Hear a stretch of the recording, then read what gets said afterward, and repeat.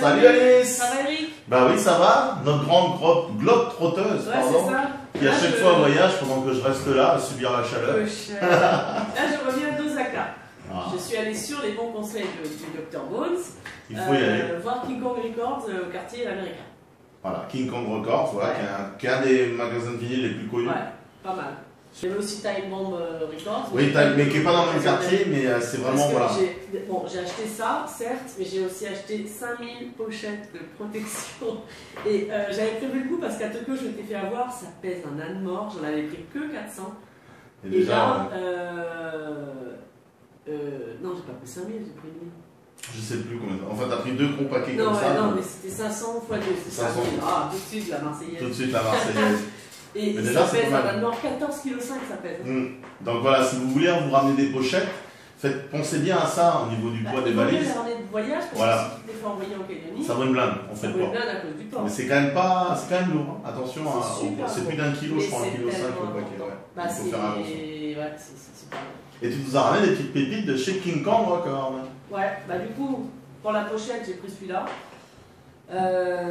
Billy Lee Riley. Ça me disait quelque chose. Ouais. Et du coup, Ça peut.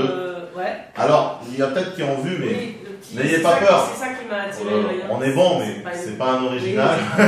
Oui, C'est une tout de suite, réédition. le scène, ça m'a attiré. Voilà, et en fait, Billy Lee Riley, ben, vous avez compris, c'est un des grands musiciens de rockabilly. Il a commencé en 57 chez Sun avec Sam Phillips, avec un album, enfin 56 il est arrivé chez Sun, 57 il sort cet album, et en fait que tu connaissais un peu, c'est Flying Saucer Rock Ouais, and mais Roll. c'est ça, le titre me disait quelque chose, mais du coup, je dis Et, bon. et en fait cet album, il faut savoir, parce que c'est pas noté sur la pochette, mais il y a quelqu'un qui est au piano derrière, et d'après vous, on vous dit Sun, années 50, qui c'est qui joue au piano, c'est Sun? C'est ça. Jerry Lee Lewis. Donc c'est quand même la classe, hein. Il est accompagné quand même par Jerry Lee Lewis. Et Billy Lee Riley, donc super, ouais, c'est compris.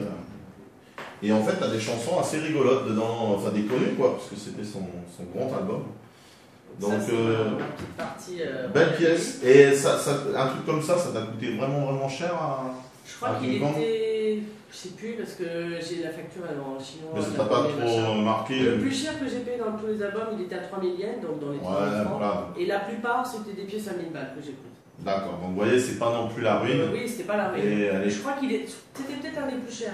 Et c'est pour ça que je me suis dit, Sun, tac, le prix, ça me dit quelque chose de titre, je prends. Faut dire que j'étais avec ma soeur et qu'elle m'avait dit, tu me fais pas le coup de Tokyo, on passe pas 4 heures dans la boutique. Donc j'ai dit, non, je veux juste prendre des pochettes. Puis j'ai fait un petit truc, j'ai cherché Rockabilly, le punk. Hop, elle me dit, je te vois, oui, j'arrive. Après, elle arrache. Et t'en as trouvé d'autres quand même. Ah parce bah, que- du coup, j'ai cherché quand même à continuer un petit peu avec les cramps quand même, parce que je commence un peu la collecte. Donc celui-là, c'est écrit dessus, c'est Une édition orange en plus. Oh ouais, punaise, il est beau. il est beau. Je sais pas dans quel sens il se regarde, du coup, dans tous les sens en fait.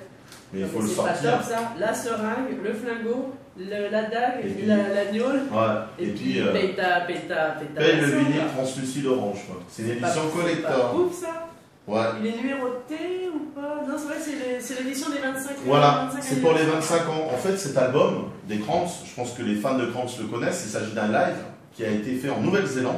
Alors pour l'année, je crois, je sais plus trop c'était quelle année, je crois que c'était 87 le première édition vinyle et c'est 86, voilà. C'est la tournée de 86 en Nouvelle-Zélande par les Cramps. L'album était sorti en 87, il a été réédité après je crois qu'il a été édité en 94, en 2001 et là c'est une autre édition, voilà, pour les 25 ans. Je trouve que. Orange et elle est magnifique. Ouais, grave. Bon, la pochette aussi est super cool. Hein. D'habitude, j'enlève le plastique transparent, mais comme là, il y avait des petits. Ouais, et puis là, il y a machin, des petits j'ai autocollants. laissé, bon. Et non, il faut le laisser. Et c'est une super. très belle pièce. Si vous aimez les Cramps, il faut vraiment avoir cet album. Du coup, ensuite, celui-là, ça me disait rien, mais clairement pour la pochette, ça Ah, la fait un pochette peu, est cool. Ça le rappelle. film de série B, un Oui, peu, bah, tu te rappelles de ce d'horreur. film qui s'appelait Tarantula? Oui, C'est un vieux film en noir et blanc. Si vous ne l'avez jamais vu, sachez qu'il existe une édition de ce film chez Backfilm. C'est un classique de la série B des années 50. Et en fait, ça reprend la grosse araignée Tarantula qui est sur la ville avec tous les mecs qui se barrent. Ça a été repris 1 million de fois. Ce film, je l'ai vu, j'étais petit. C'est des références de la culture rock et rockabilly. Et là, c'est vraiment, ouais, la pochette, elle est super belle. Ah ouais, grave. Juste Et- pour la pochette. Et en fait, je vois que c'est Carl Morris, en fait, qui était anciennement un membre de groupe punk anarchiste, un peu anarcho-punk qu'on appelait Exploited, qui existe d'ailleurs toujours aujourd'hui. Donc il fait quoi là? Ça a l'air d'être du rockabilly ou du psychobilly. Ouais, c'est ça, c'est psycho là. Un peu dans une veine un peu à la Météore. Alors les titres des morceaux quand même, Army of Darkness, Rock'n'Roll Man, Crash and Burn. Les mecs c'est vraiment bas du front mais j'adore. Au moins ça va. Et Psychothérapie. Diamond Rocker. C'est ça, psychothérapie c'est pas mal. Et Brand New Cadillac. Ça. Jerry Lee Lewis, la reprise. Brand New Cadillac. Voilà. Donc celui-là, je ne l'ai pas encore écouté. Mais je pense que ça va envoyer, ouais. Mais la pochette est super sympa. Je pense qu'il faut vraiment que je me fasse un petit meuble pour exposer les vinyles au mur parce que c'est des œuvres d'art. Alors celui-là, il a fait débat parce que je suis fan d'Elvis et j'achète toujours tous les tributes to Elvis. Et là, j'ai vu Elvis et j'ai pris. Mais j'ai pas vu qu'il y avait écrit Hitler. Elvis Hitler. Alors, n'ayez pas peur. Oui, alors je me suis dit. Un groupe facho, raciste. En collaboration avec le Ku Klux Klan. Le Ku Klux Klan. Et en fait, pas du tout. Pas du tout. On a fait des recherches. C'est quand même le nom du mec. Ouais, en fait, le chanteur. Qui sont, le chanteur, comme surnom, pour la scène et pour la vie, quoi, il s'appelle Elvis Hitler, quoi. C'est un petit Hitler. Il fait la voix et la guitare, il s'appelle Elvis Hitler, voilà. Il y a John Deferrer. Voilà, ils ont des noms un peu zarbi. Damien Lang, et donc Elvis Hitler. Voilà. Et ils sont sur Restless Records, qui est quand même un label assez connu dans le domaine. La pochette est cool aussi. Et la pochette est vraiment cool. La bagnole, du sang, du gun. Et en fait, il s'agit du deuxième album qui est sorti en 89. C'est un groupe de la fin des années 80. 89, 88, c'est leur premier album qui s'appelait Disgraceland. Alors, bon, tout le monde connaît Graceland, donc c'est un bel hommage. Il faudrait qu'Alice le choque parce que du coup, la pochette, elle doit être marrante. Et puis, c'est qu'ils sont fans de Disney. Voilà. Et le deuxième album s'appelle Hellbilly, donc pas plus simple aussi, hein, avec des titres quand même, et pareil. Hellbilly, Ballad of the Green Berets, la balade des bérets verts. Donc, Teenage Sheriff Slave. Il y a quand même des notions un peu entre le nom du mec. Booze Party, voilà, donc toujours pas du front, on aime bien.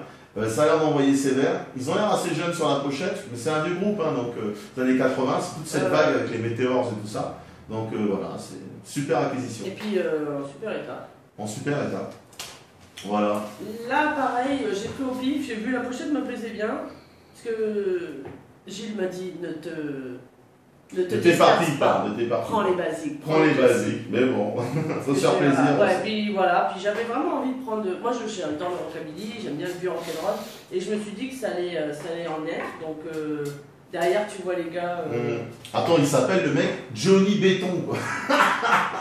Dirty Sanchez, The Gretsch Bender. Ah, les mecs, c'est des rêves. Puis c'est ça aussi le plaisir d'acheter les disques. Je pense que ça vous est souvent arrivé. Alors moi j'achète souvent les disques aussi en fonction du label. J'en ai quelques-uns, on en avait déjà parlé. Voilà, ça c'est un groupe australien. J'ai pris au hasard, je me suis dit tiens... Des fois la pochette, allez-y. Le but c'est ça aussi, c'est de découvrir des choses. Et puis je vous rassure, des mecs qui mettent ça sur leur pochette, ils font pas de la pop. Vous savez que c'est quand même de base, tu dis, référencé dans la Stray Cats compagnie et tout ça. Vous savez que voilà, vous y êtes, quoi. Après, bien sûr, il y a des pochettes où c'est un peu plus compliqué, mais là, vous ne faites pas trop d'erreurs. Contrairement au jeu de Mega Drive, des fois où la pochette elle est géniale et que le jeu est nul. Mais c'était ça le rétro. J'ai pris celui-là aussi. Non. J'ai pris celui-là parce que je l'avais pas, j'avais même jamais entendu parler de cet album. En fait, c'est l'album posthume. C'est le Led Zeppelin, c'était séparé. C'était en 82 qu'il est sorti. Led Zeppelin, c'était déjà séparé. En papier un peu recyclé, Coda. en 3D. Mais t'as une belle édition, parce que il n'est pas neuf, hein, c'est une deuxième main. Et comme mais produit par Jimmy Page, celui-là. Ouais, c'est dans les derniers, et puis c'est le label Swan Song, bien sûr. Mais je trouve que t'as vraiment une belle pochette. Et puis comme d'habitude, ils mettent à fond des photos. Voilà, les photos du High Peter Grant et tout. Par contre, ce qu'il faut savoir, c'est que c'est quand même le dernier album, 82, un album posthume. Il mélange à la fois des chutes des titres studio, mais je crois qu'il y a aussi des extraits live. Donc voilà, c'est bon, après c'est à voir, hein, si vous êtes fan de Led Zeppelin. Je me dis, quitte à avoir, j'ai pas tout, mais j'en ai pas mal de Led Zeppelin, donc je me suis dit, allez, autant l'avoir. Puis tu l'as pas eu trop cher et en très bon état. La pochette est quand même assez cool. Dans les 1000 ou 1500 yens. La pochette est assez cool. Bah écoute, tu découvriras cet album comme ça. Celui-là, j'ai payé un peu plus cher. Je me sens qu'il a fait partie de ceux qui étaient dans les 3000 yens. Ça va encore. Bah, c'est l'édition japonaise déjà. Voilà. Et donc, puis, je ne l'avais pas. J'en avais We Salute You. J'avais carrément jamais entendu parler. Et pareil, c'est une seconde main. Mais vous voyez la qualité des secondes mains au Japon, quoi. La pochette, elle est super bien propre. Tout est reproduit. Souvent, le son est pas mal aussi. Les vinyles précieux au Japon ont un très très bon son. Et cet album, For Who's About to Rock, c'est quand même un des grands albums de la période Brian Johnson. C'est vraiment un album. Oui, je crois que c'est ça, c'est Brian Johnson qui est sur, qui chante là-dessus, à mon avis. Est-ce qu'on voit la gueule du chanteur? Parce qu'il ne faudrait pas que je dise des bêtises, on va savoir. Oui, c'est lui, voilà. Donc c'est à ce moment-là, donc c'est vraiment un super album. En plus dans une édition japonaise de très bonne facture. La pochette est cool, avec les gros canons. Ouais, grave. Quand tu l'écoutes, il est sympa. Moi je l'ai concédé, je ne l'ai pas en vinyle. En tout cas, c'est un très bon album. Bon, c'est pas celui que je voulais, mais j'en ai aucun des Ramones. Et je lui en avais un, je me suis dit, bon, je fais quoi? Ça me disait rien les titres, et en fait, c'est un maxi. Un maxi, donc. Il y a 3 titres et c'est que des reprises. Alors, j'avais jamais vu ça, c'est un 33 tours, mais il faut régler sur 45 tours voilà. pour. Oui, parce que c'est les grands formats en fait, il y a des 45 tours en grand format. Et c'était surtout ça qu'on utilisait aussi beaucoup dans les radios. C'est quand même assez rare d'en trouver des Ramones, donc c'est quand même une belle pièce que tu as prise. Il y a Street Fighting Man, une reprise, voilà. Il y a aussi Howling to the Moon, donc vous avez plein de. Et Smash You. Donc c'est voilà, c'est un peu les Ramones fin de période. Hein. Je crois que l'année de publication, c'est toujours sur Sierra Record. Par contre, j'ai pas vu la date, mais. Il est propre en plus. Il est super propre. Ça fait partie peut-être de. Ouais, 84, donc c'est plutôt dans les années 80, mais ça reste quand même un truc de bonne facture. C'est la première fois que je vois cet album. Voilà. Donc ouais, moi aussi, du coup, j'ai hésité au début, je me suis dit. C'est une belle acquisition. Ouais, c'est ça, j'ai hésité. Puis j'ai pris. Bon, c'est rigolo. Ouais. C'est pas la fin des haricots. C'est une belle édition. Parce que, en Calédonie, on ne trouve pas les Ramones dans chaque carton en vide-grenier, quoi. C'est.